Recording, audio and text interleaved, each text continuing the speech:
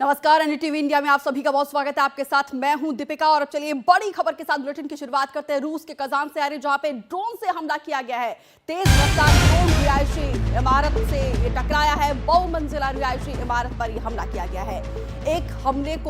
इस हमले को रूस ने नाकाम किया है। हालांकि आपको बता दें कि 9/11 की तरह इस हमले को देखा जा रहा है। यूक्रेन पर ड्रोन हमले का शक अभी जा रहा है। हालांकि अभी तक पुष्टि नहीं हो पाई है। तस्वीरें हम आपको दिखा रहे हैं, देखिए ये दिल दहला देने वाली तस्वीर है। तो ये तस्वीरें हम आपको दिखा रहे हैं, देखिए किस तरीके से यहाँ पे ड्रोन से हमला किया गया है। ये दो जगह पर ये हमला किया गया है। हालांकि एक हमले को रूस ने नष्ट किया है, लेकिन दूसरी तस्वीर देखिए किस तरीके से परेशान करने वाली है। हालांकि अभी तक ये कंफर्म नहीं हो पाया है, पुष्टि नहीं हो पाया है कि किसने हमला किया है, क्या मंशा रही है, लेकिन शक यूक्रेन पर जा रहा है। देखिए ड्रोन से किस तरीके से हमला होता है। रूस का ये कजान शहर है, जहाँ पे कुछ दिन पहले ही यहाँ पे सम्मेलन हुआ था, जिसमें देश के प्रधानमंत्री और चीन के राष्ट्रपति, तमाम बहुत सारे देशों के प्रतिनिधि यहाँ पर गए थे। लेकिन जिस तरीके से यहाँ पे हमला किया गया, ये दो तस्वीरें फिलहाल हम आपको दिखा रहे हैं। दोनों तस्वीरों में देखकर आप अंदाजा लगाइए कितना भयानक ये हमला रहा है। रूस के कजान में ये अटैक है और कजान में 9/11 जैसा अटैक ये याद दिला रहा है। दोनों तस्वीरों में देखिए कैमरा 1, कैमरा 2 के जरिए हम दिखाने की कोशिश कर रहे हैं किस तरीके से। हालांकि एक ड्रोन अटैक को नाकाम किया है, लेकिन एक वाला अटैक देखिए यहाँ पे जो कोशिश थी यूक्रेन पर, ये शक जा रहा है। एक और बड़ी खबर देखिए, कजान ड्रोन अटैक से जुड़ी हुई एक और बड़ी खबर। रूस के कजान में 8 ड्रोन हमले में हुए 6 रिहायशी इमारतों को यहाँ पे निशाना बनाया गया है। ड्रोन हमले में रूस के रक्षा मंत्रालय का बयान भी सामने आया है और एक यूक्रेन के ड्रोन को नाकाम किया गया है। ये कहा जा रहा है कि एक हमला जो है उसे नाकाम किया गया है रूस के द्वारा। ये बयान भी सामने आया है रक्षा मंत्रालय के द्वारा। ड्रोन हमले पर रूस के रक्षा मंत्रालय का ये बयान सामने आया है।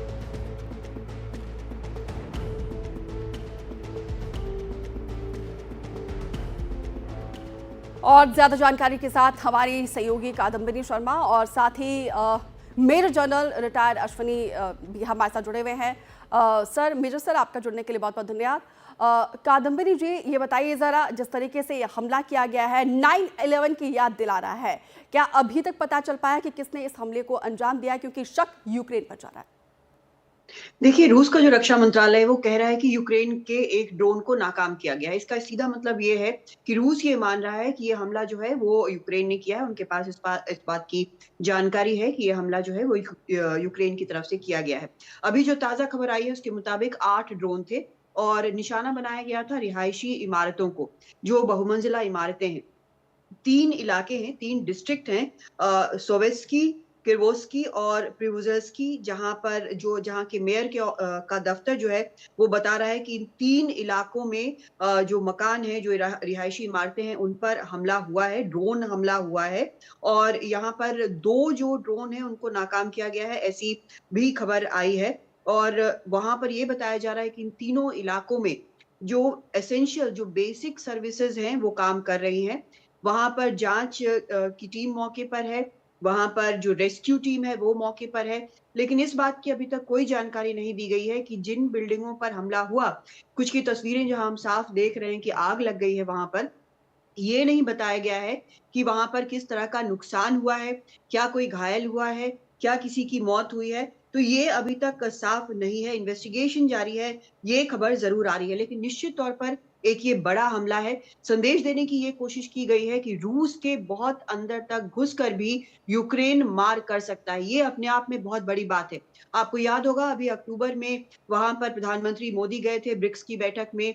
कई देशों के ब्रिक्स के जो नेता हैं वो जुटे थे, जो ऑब्जर्वर देशों के नेता हैं वो जुटे थे, जो जिनको इनवाइट दिया गया था, जो सदस्य नहीं भी हैं ब्रिक्स के, उनके नेतागण वहाँ पर जुटे थे। वहाँ पर पीएम मोदी और शी जिनपिंग के बीच, चीन के जो राष्ट्रपति हैं उनकी मुलाकात हुई थी। यहाँ पर इस शहर में, बहुत पुराना शहर ये माना जाता है और यहाँ पर नए पुराने का संगम माना जाता है। तो ये एक ऐसी जगह है जहाँ पर शायद उम्मीद नहीं की गई हो कि इस तरह का हमला हो सकता है, लेकिन यूक्रेन का ये हमला, जैसे रूस कह रहा है कि यूक्रेन का जो ये हमला है, वो बताता है कि वो रूस के अंदर तक घुसकर मार कर सकता है। भले ही ज़मीन की सेना वहाँ पर ना पहुँचे, लेकिन ड्रोन का जो नया वॉरफेयर का सिस्टम है, वो अपने आप में इतना खतरनाक है कि मॉस्को से करीब 720 किलोमीटर दूर कज़ान के शहर में इस तरह से रिहायशी इमारतों को निशाना बनाया गया है। रूस के मॉस्को में जो राजधानी है, वहाँ पर हमने भले ही देखा हो पहले कि ड्रोन्स आए हैं, लेकिन उसको फिर चाक-चौबंद किया गया। जी। लेकिन यहाँ पर शायद उम्मीद भी ना हो और इसीलिए ज़्यादा जो यहाँ पर ड्रोन है, वो नाकाम उनकी एयर वॉरफेयर जो सिस्टम है इलेक्ट्रॉनिक वॉरफेयर की, वो नहीं कर पाई है। तो बेहद चिंता की बात और ये साफ संदेश यूक्रेन की तरफ से कि रूस के अंदर घुसकर वो कहीं भी मार कर सकता है। जी। मेजर जनरल, अक्टूबर में यहाँ पे ब्रिक्स का एक सफलतापूर्वक सम्मेलन होता है और दिसंबर में एक बड़ा हमला, क्या संदेश देने की कोशिश? देखो दीपिका, ये समझना पड़ेगा ये, क्योंकि अभी जो लड़ाई है इसने बड़ा तीव्र गति ले ली है, क्योंकि इसकी वजह यह है कि डोनाल्ड ट्रंप जो हैं वो टेक ओवर करेंगे 20 जनवरी को, और जी। वो बार बार इस चीज़ को दोहरा रहे हैं कि जैसे ही वो टेक ओवर करेंगे तो कहीं ना कहीं ये लड़ाई को बंद करने की कोशिश करेंगे। तो ऐसे में दोनों जो हैं वो अपनी ग्राउंड सिचुएशन को अच्छा करने की कोशिश कर रहे हैं। अभी अगर आप देखें जो रूस है वो ईस्टर्न यूक्रेन के अंदर आगे बढ़ने की कोशिश कर रहा है, और जबकि यूक्रेन है वो कुर्स्क को जितना उसने कैप्चर किया है उसको होल्ड कर रहा है। इसके साथ साथ यूक्रेन बार बार एक चीज़ बता रहा था यूरोप को, नाटो को और अमेरिका को कि मुझे परमिशन दे दो कि मैं मेन लैंड में रूस के ऊपर वार कर पाऊँ। मुझे जो मिसाइलें दी हुई हैं, जो अमेरिकन हैं, जो जर्मन हैं और यूके की हैं, प्लस वो ड्रोन से अंदर हमला कर पाए, तो ये इन्होंने परमिशन दी हुई है। और अब किसी वजह से अब ये सच्चाई है कि यूक्रेन ने ये प्रूव करा के दिखा दिया कि उसके काबिलियत तो क्षमता है कि वो कजान तक जा सकता है, और कजान जो है वो काफ़ी अंदर है, जो कि एक प्रकार रूस के। तो जिस प्रकार से ये हमला हुआ है ये दिखलाता है कि 9/11 का, क्योंकि आप देखें तो जो बड़ी बिल्डिंग है उनके अंदर ड्रोन जो है एक्सप्लोसिव के साथ घुस गया है और उसके बाद उसने एक्सप्लोजन किया है। इसका कितना डैमेज हुआ है वो तो समय बताएगा, मगर तीन चीजें बड़ी इंपॉर्टेंट हैं। एक तो काबिलियत और क्षमता यूक्रेन ने डिस्प्ले कर दी है कि वो रूस के अंदर घुस के मार सकता है। दूसरा, उसने ये प्रूव किया है कि उसके पास ऐसे ड्रोन्स हैं जो दिए हुए हैं जो कि चकमा दे देंगे। एयर डिफेंस सिस्टम है जो रूस ने लगा रखा है, S-400 और S-500। और तीसरा, उसने ये दिखाने की कोशिश की है कि उसके ऊपर यूक्रेन पे भरोसा करो। यूरोप की तरफ इशारा है कि उसके अंदर अभी भी काबिलियत और शक्ति है कि वो रशिया पे हमले कर सकता है। तो मुझे लगता है कि ये लड़ाई अब देखना बहुत ज़्यादा तेज होगी, क्योंकि रूस अब पलटवार करेगा, क्योंकि रूस के पास भी शाही ड्रोन है और अभी उसके पास जो कंजाल हाइपरसोनिक मिसाइल कल उसने इस्तेमाल की हैं, तो वो कहीं ना कहीं पलटवार करने की ट्राई करेगा। ओर्शनिक हाइपरसोनिक मिसाइल भी कर सकता है। मगर जो आज यूक्रेन ने करके दिखाया है कजान के अंदर, जिस प्रकार से ड्रोन से हमला, ये 9/11 की याददाश्त दिलाता है और ये भी दिखलाता है बिल्कुल। कि हाँ, यूक्रेन के अंदर काबिलियत और क्षमता है, वो अंदर जाके 500 से 600 किलोमीटर तक अंदर घुस सकता है और एक प्रकार से रूस के अंदर हमला कर सकता है। जी। दीपिका, कादम्बिनी जी, ये बताइए ज़रा, क्या पुष्टि हुई है कि यूक्रेन ने ये हमला किया है और अभी तक कितना नुकसान हुआ है? ये बिल्डिंग जो है कमर्शियल बिल्डिंग थी या फिर रिहायशी इलाका, इस बिल्डिंग को लेकर क्या जानकारी? जी, ये पूरी तरह से रिहायशी इलाका है और जहाँ पर इस ड्रोन ने हिट किया है, ये 21 मंजिला इमारत है। ये एक पूरी तरह से रेज़िडेंशियल कॉम्प्लेक्स के अंदर है। 8 ड्रोन दागे गए थे, जिनमें से 6 बताया जा रहा है कि उन्होंने बिल्डिंग्स को हिट किया है। 3 बिल्डिंग्स की अभी तक बात आ रही है और जो तस्वीरें आ रही है वो काफ़ी डरावनी तस्वीरें हैं। हो सकता है इसमें लोग घायल हुए हों, काफ़ी लोगों की मौत हुई हो, लेकिन अभी तक इसके बारे में जानकारी नहीं दी गई है कि वहाँ पर क्या किसी की मौत हुई है या कोई घायल हुआ है। जहाँ तक रूसी रक्षा मंत्रालय का कहना है, उन्होंने कहा है कि उन्होंने एक यूक्रेनी ड्रोन को नाकाम किया है। तो इसका सीधा ये मतलब है कि यूक्रेन ने ये ड्रोन दागे हैं और जिस तरह से अगर आप देखें कि जिस तरह से बिल्डिंग से टकराने के बाद एक्सप्लोजन एक होता है, तो साफ तौर पर ये आर्म्ड ड्रोन है। इसके अंदर एक्सप्लोसिव्स हैं जो कि फट रहे हैं और इतनी जी। बड़ी आग यहाँ पर लग रही है। आग बुझाने के लिए वहाँ पर police, fire brigade, rescue team सब पहुँचे हुए हैं वहाँ पर।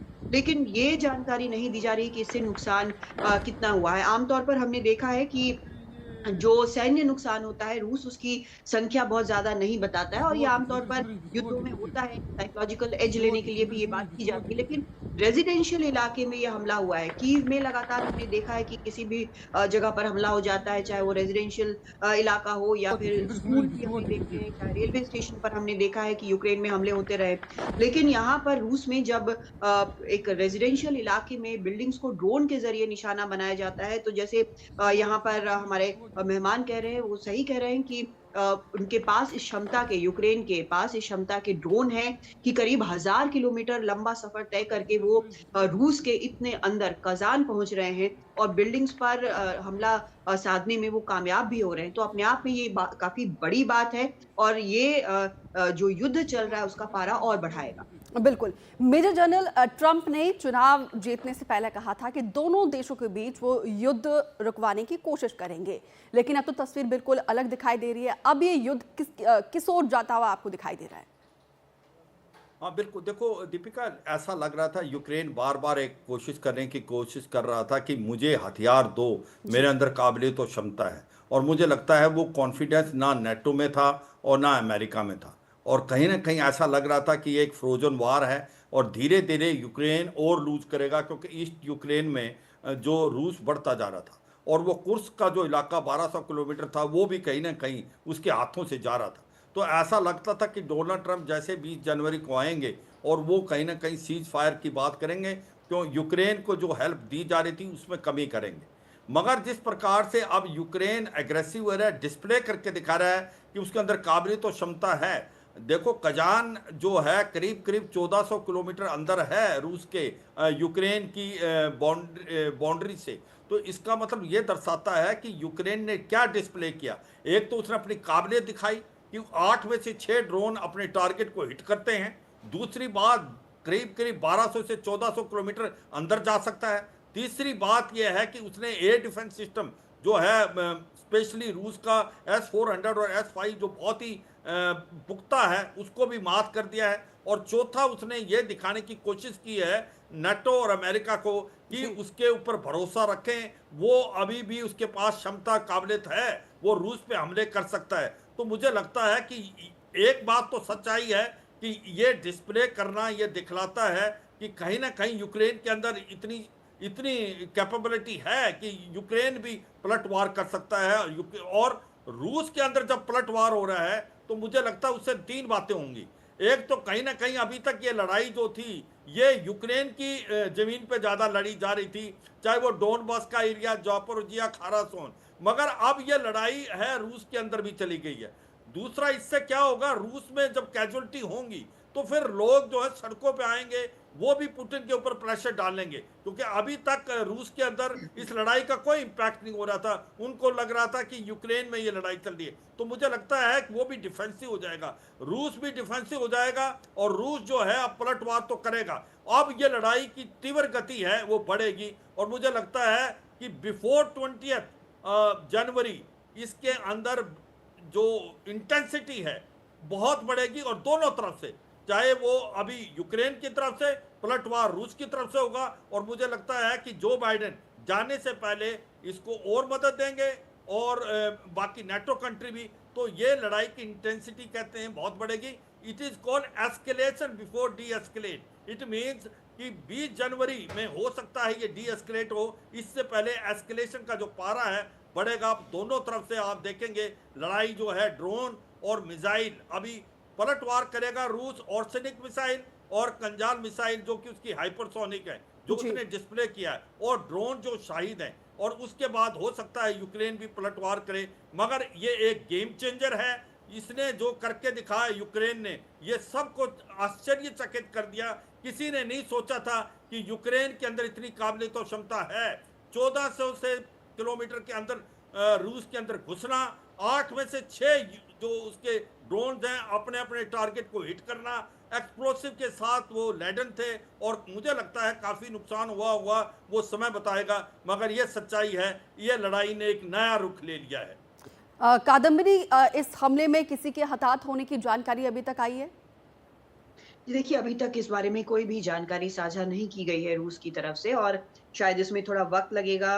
मैं लगातार देख रही हूँ, लेकिन इसमें अभी शायद वक़्त लगेगा। तो अभी ये साफ़ नहीं है कि यहाँ पर कितने लोगों को नुकसान हुआ है। लेकिन जिस तरह का ये हमला है, जिस तरह से धमाका हुआ है, जिस तरह से हम बिल्डिंग्स के अंदर आग लगते देख रहे हैं, उससे निश्चित तौर पर कहीं न कहीं ज़्यादा कुछ न कुछ हुआ ही है।